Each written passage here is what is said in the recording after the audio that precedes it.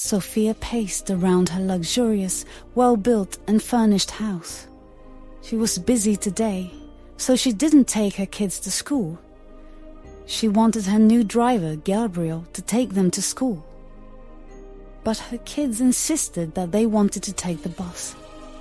Her designer heels clicked against the polished marble floor. Her hand clutched the phone, so tightly her knuckles were white. The voice on the other end was speaking rapidly, the urgency palpable even through the electronic connection. "Yes, I understand," Sophia said. Her voice calm, but with an undercurrent of tension that belied the storm brewing within her. "I'll arrange everything immediately. Thank you for informing me." She ended the call and stood still for a moment, closing her eyes and taking a deep breath to steady herself. She had faced crises before, but this felt different. More urgent, more critical. She quickly dialed Leo's number. Her personal assistant answered almost immediately, his steady voice a comforting anchor in the chaos. It would seem he was in a restaurant, because the background sound was a bit noisy. "Sophia, is everything all right? You just called me all of a sudden. Are you okay? Talk to me," Leo asked, sensing her distress coming from her voice. "Leo, I need your help," Sophia began, her words tumbling out in a rush. "I just received an urgent call about a critical business deal in Spain. I have to be there in person, but there are still so many things happening here in Italy that need to be managed." Leo's response was immediate, his confidence like a balm to her frayed nerves. "I'm your PA, Sophia, ready to serve you and be at your service at all costs. Tell me what needs to be done. I'll handle everything there. I'll take the next flight back to Spain in just some hours." Sophia felt a surge of gratitude and relief. "Thank you, Leo. I knew I could count on you. We have several meetings lined up with our partners this week, and it's crucial that the project stays on track. I'll forward to you all the details, including the key points we need to address." "I've got it covered," Leo assured her. "I'll review all the notes and make sure everything goes smoothly. You focus on the deals here in Italy.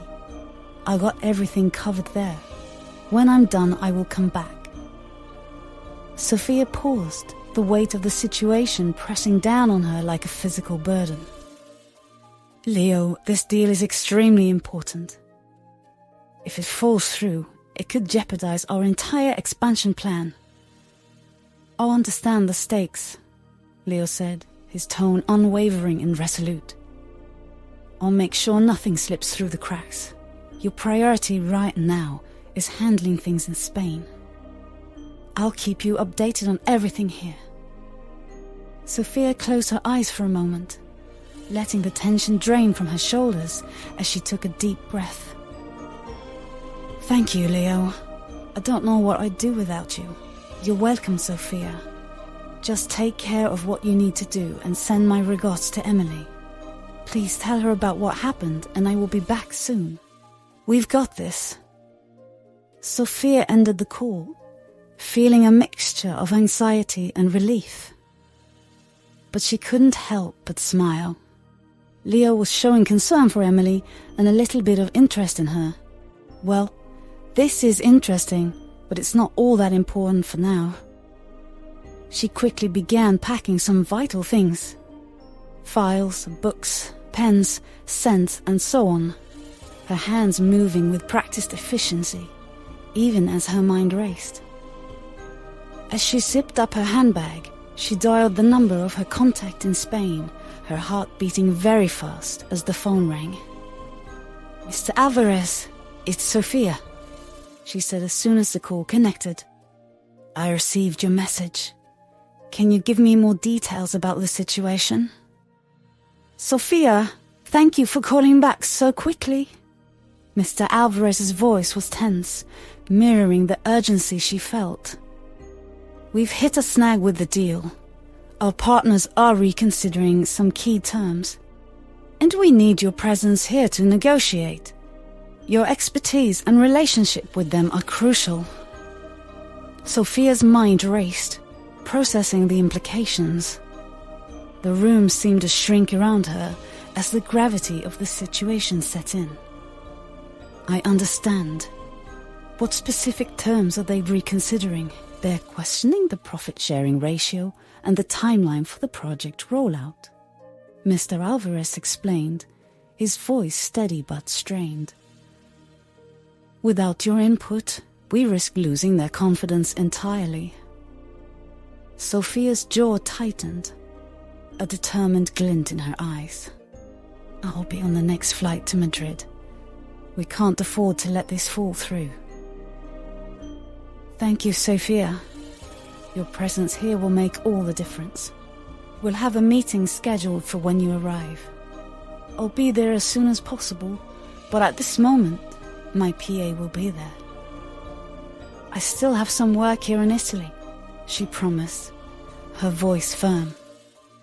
In the meantime, please send me all the latest documents and any correspondence with our partners. I need to review everything before he lands there, so he would know what exactly to do. Of course, Mr. Alvarez replied. I'll have everything sent over immediately. Have a nice day, Ma, and we will be looking forward to seeing you soon. Not at this exact moment, but soon, Ma. She ended the call, her mind already strategizing the negotiation approach. She could feel the adrenaline coursing through her veins, sharpening her focus. She quickly packed the last of her belongings into her bag, mentally preparing herself for today's activities. Despite the looming uncertainties, she was confident that with Leo managing things in Spain, their business would remain on course. Sophia put the final touches on her attire, ensuring her gown draped just right, its midnight blue silk shimmering softly under the room's warm lights. Her makeup, expertly applied, highlighted her sharp features with a touch of subtle elegance. Just as she finished, her phone buzzed with Mr. Romano's urgent reminder. Sophia, are you on your way? The auction is about to start. With a nod, she confirmed her readiness, her mind already shifting gears from preparation to the high-stakes event ahead. A few hours later on, Sophia found herself amidst the glittering splendor of the auction hall, where the air was thick with the whispers of potential deals and the clinking of crystal glasses. As she made her way through the crowd, she greeted familiar faces, business partners and acquaintances whose paths hadn't crossed with hers in quite some time.